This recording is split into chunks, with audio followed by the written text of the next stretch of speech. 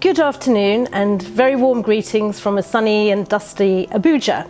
My name is Katrina Lang, I'm the British High Commissioner to Nigeria. I'm really sorry that I can't be with you in person, but it is my great pleasure and privilege on behalf of the Foreign and Commonwealth Office to welcome all of you to Wilton Park today. I want to take this opportunity to thank you for attending the event. It is great to hear that such a broad spectrum of representatives are here, from government, from academia, from NGOs, from community and faith-based groups, amongst others.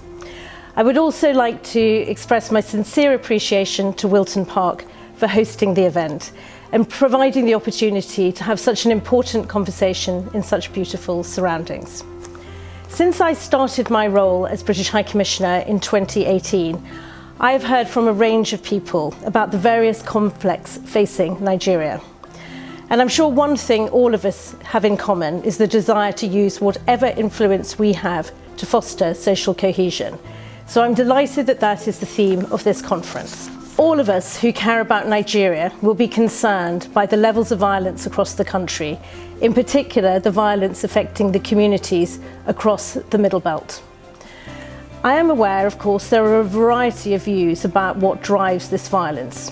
It is clear the drivers vary from area to area and from state to state. There is no single root cause, and we must listen to the different communities across Nigeria and try to understand better the specific local grievances that are fueling the clashes. With that in mind, my team and I are regularly visiting communities across Nigeria to meet with and listen to people who have had first-hand experiences of violence. Recent visits have included trips to Kaduna, to Plateau, to Benue State, Sokoto and Kano, all states which have experienced significant levels of violence. For me, such engagement has allowed me to hear directly the various accounts of violence. I have heard harrowing accounts from many victims, both of violence and people who have lost loved ones. These accounts have made me determined that we need to do more to address these issues. I've heard firsthand different views on violence, ethnicity, politics, competition over land resources, soil degradation, internal displacement and pure criminality. It is clear that all these are contributing to heightened tensions and violent clashes. So what about the role of religion and its primacy over ethnic, political and other factors in these violent conflicts? This is a highly debated and contested issue.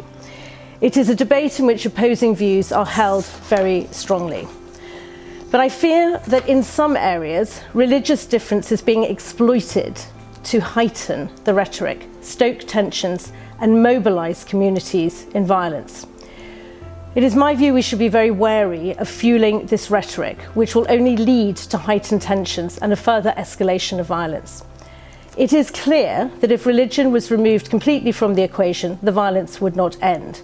But it is equally clear that religion must be part of the solution.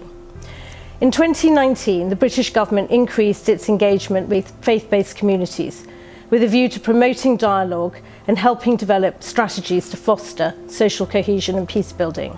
This dialogue is giving me a better insight into the complexities of this issue, and I take the opportunity to raise our concerns at the highest level of government.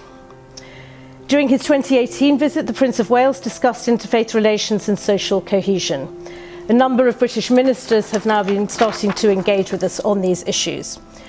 The Chief of Staff to the President made a trip to London recently, where he met with a UK all-parliamentary group on religious freedom. He also met the Prime Minister's Special Envoy on religious freedom. So you have my personal assurance that the UK remains committed to supporting Nigeria to develop solutions.